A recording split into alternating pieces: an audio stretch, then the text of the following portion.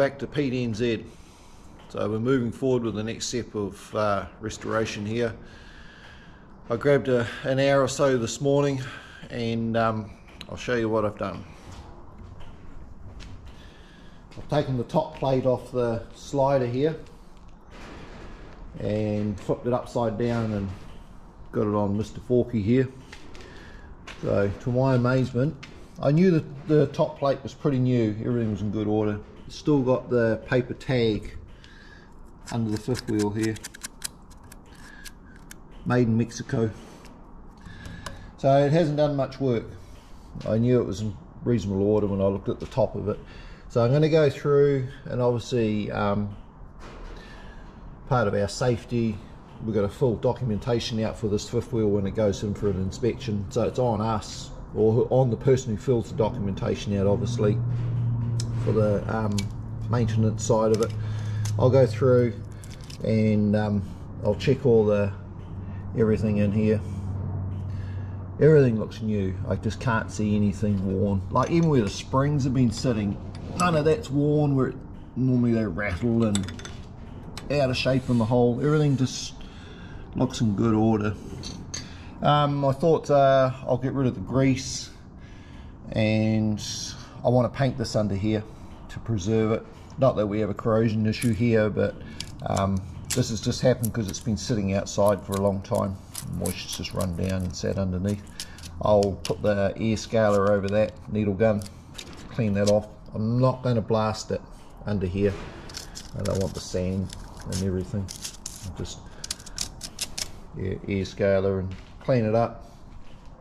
I'll check the bushes obviously down in there, but I'll show you the pins. Pins come out.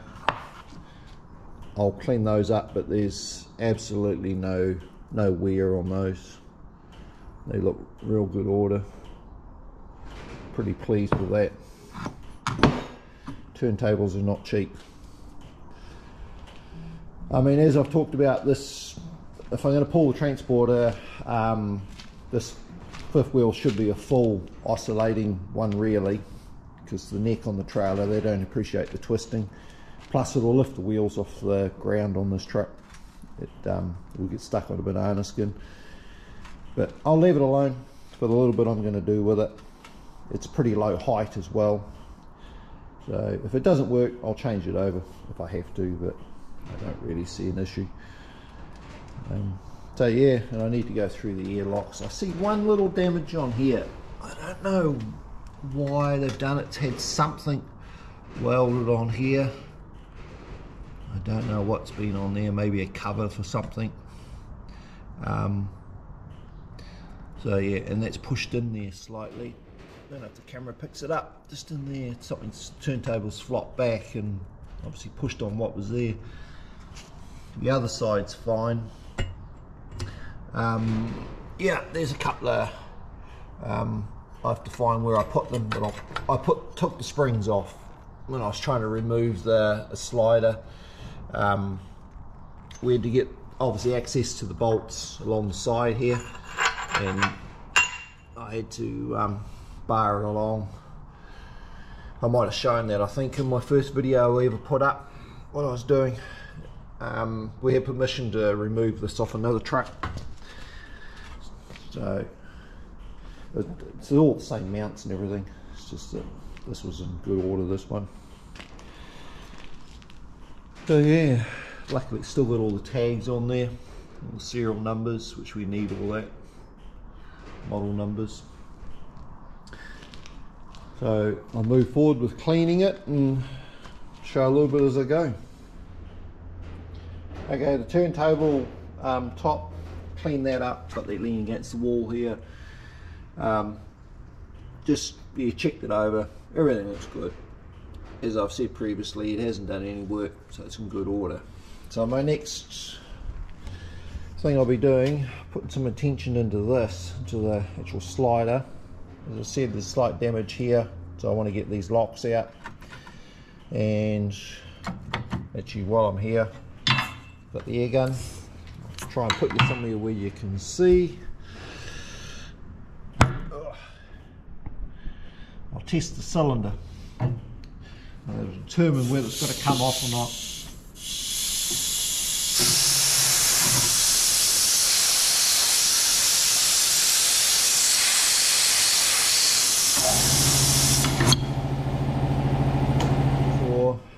You got a lot leaking around here, obviously where I poked the fitting in, but there's quite a bit coming around the actual spare, so I might take this off and see if I can disassemble. I don't know what's, yeah, a bit frightening.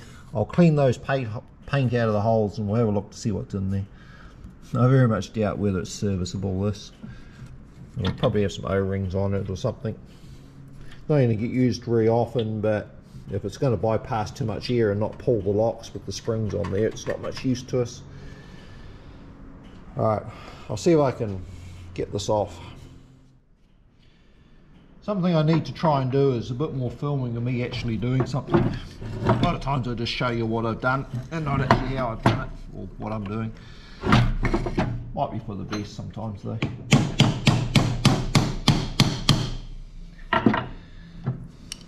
Probably going to ruin the ratchet. Right way.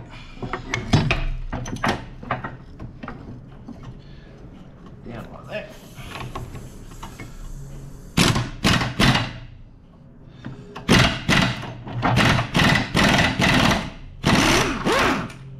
Yep, got it off.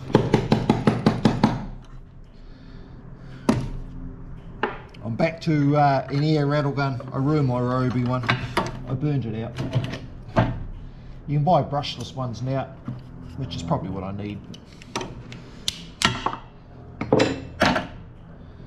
Make do with what I got. Yeah, they're grab on the taper, they do. Right, all good. No idea how all that goes back together. Bush. That's what I wanted. I don't think it's welded on. Oh, there's a big spring in there.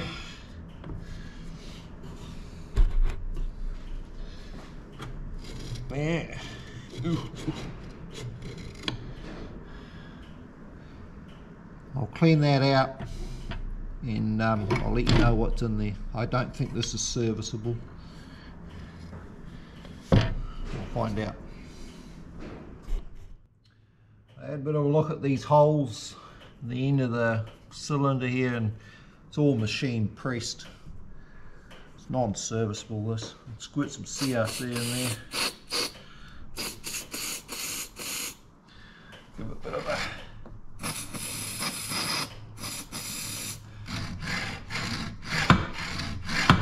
bit of a clean up. I don't know what they run in there, but something really basic. It's designed to sit in the outdoors with salt and rubbish in it.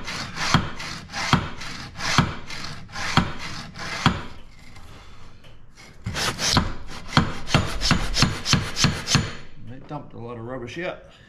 Ugh, yuck. Not nice.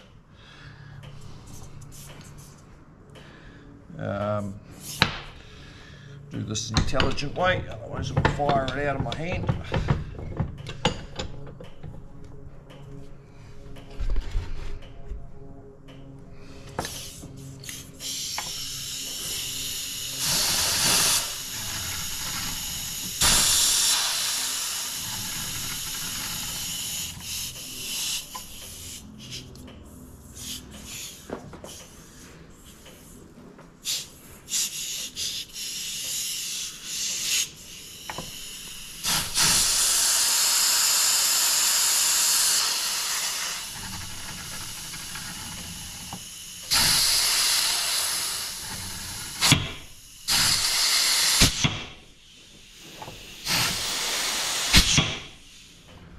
One out of 3 is not bad.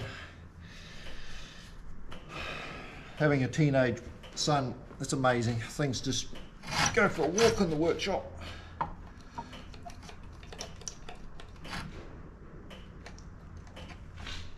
I know it's just going to squirt that out. Might sit in the barrel a bit.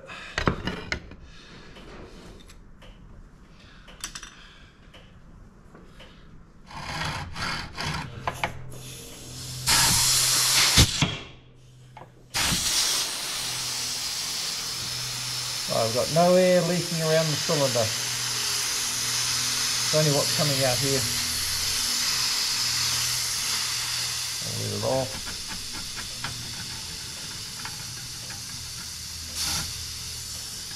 Very little air going into there and it's working. It'd be like 10 pound, I'd say. Hardly anything. So we'll know if it's leaking or not, because if I put my finger over there, it pulls a vacuum but it doesn't hold it, so it must leak a bit internally.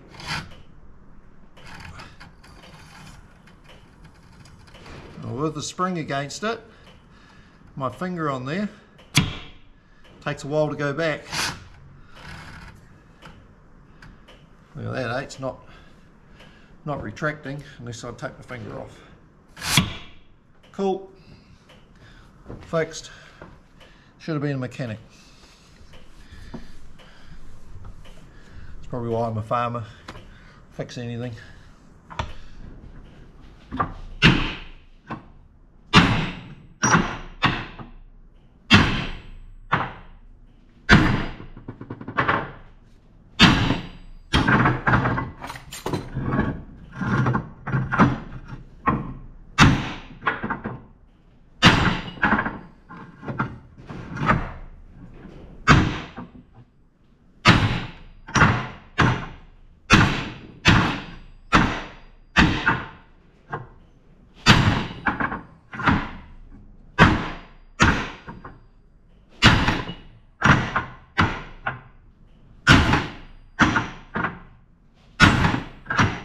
Told you I was a farmer with a big hammer. I've got it. Just come back up now. I'll just grind off whatever was put on there. Right, show you what I've managed to achieve out of the hour today. I managed to grab, got the ear-to-ear intercooler here, run the wheel over that, air sander. A lot of the paint was just lifting off, anodizing or oxidizing, sorry, underneath. So I want to clean that right up, put the etch primer on it, and the other thing to do is got to fix this. It's got a broken strap on the top here. Put that back in, get that fixed up. So pretty close to starting to paint a few things soon. And the other little thing I did was, because I finished with the fifth wheel slider, done everything I need to do on that, I put that back outside, and I've picked up the front bumper here, which was laying outside, upside down. So got to let's get some marks on it. I'll do a bit of research to see what I can do to bring this back to life. And well, I just threw them on the ground. They had the front mud flaps there. You can see the high-tech engineering they had there, brackets. So sort of, I saved a picture off Facebook of another Peterbilt, and yeah, I like how he's mounted them. So I'm sort of thinking, if I can think the right way. No, I want that way. It'll go on there, and then the flap will sit on the here where my finger is, and obviously cut it to the angle and all that, and get it straight, sitting on the front of the bumper. A lot of things I just, yeah, I think of something and I try it and end up going away and changing my mind. So these flaps come off the back of the truck. I'm just going to muck around with these, see if I mock something up out of these. I've drawn a bit of a line on there. It's roughly where the bumper line's going to be. So it can be done. If I got some new ones, yeah, I'd love to put some Peterbilt ones on there, but living in the other end of the world doesn't help. They're frickin' expensive. time you get them here.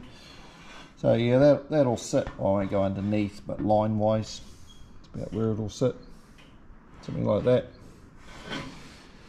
So there's a lot of work to do on this bumper. Try and, as I say, bring it back to life and get rid of all the unnecessary items in it. It's had these clips on there, must have had a panel or something on there, oversized panel maybe, don't know, or I'm only guessing. There's one thing about this bumper, it's frickin' heavy. I can hardly do that one-handed. She's a big heavy bumper. So the back side, what I'm sort of thinking at the moment, starting to get a little bit of corrosion down in there where the moisture is sat. Obviously I'll clean all that up. I'll have a bit of a trial in different areas how I'm going to clean it. Maybe flap wheel on the grinder and air sander. I want to paint it. I want to paint the back of it. So when you look through from the chassis, the back side of the bumper is painted. Because it's that rusty anyway, it's not going to polish out or anything. So that's my thoughts there. Colour wise, probably be the same as the rails. Be my cat yellow, possibly on the back of this bumper. Don't see any other colour choice poking me in the face. Ooh, that's heavy. Yeah, that's my initial thoughts at the moment. Something I have done off camera also one morning is, now the roof cap's on, I've gone through and resanded it, and you still see my pencil marks. Just everywhere I could see the sander, I've kept it flat and I could see a colour change, plus I run my hand over it, I could feel it. So I've gone through and tried to fix anything on the roof, which is pretty obvious. Where the sand is hit along here, there's a rib under the roof in the top of the cab, and it's, when I've mounted it all back in there, it was like it when I took it off. It always had that curvature there. It's pulled the cap, it changes angle from that there, and it starts to come down a little bit, and then obviously rolls around. So there's not a lot I can do about that. It's going to be one of those near enough, good enough jobs for me. I mean, I don't know what they were like when they were new. I think I've talked about that before. Camera doesn't really pick it up, but over there in the back between the ribs, it's it's quite dished. Probably doesn't help that people have sat on the roof as well over the years to do things, i.e. myself. It's probably pushed it down as well. But it's even on the joint here, when I did my join, it's still, I didn't sit on that. I actually put plywood on there when I sat up there, knowing that that was going to happen. But yeah, it's still following what's there in the line of the roof. I'm not worried about it. I mean, no one's ever going to see up there unless the truck's laying on its side. Well, that'll be the least of the worries. I don't film a lot of that stuff. I mean, it's not really entertaining viewing. It's bad enough listening to me talk. But yeah, I'm trying to grab a couple of little shots even now as I move along with what I'm doing. The weather, it's really hot today, but it's windy, and I think it's going to be a big thunderstorm later on tonight, possible. So it's getting better. I'm getting close to that blasting and chucking a bit of primer on stuff. It's going to sort of turn the table a bit. It's going to help the project. It's going to look a bit better as well. See a bit of progress. So I finished torquing the bolts up on the main frame for the fifth wheel mount. So they're all torqued, and so there's not much more to do on the frame. It's ready to go out and get painted.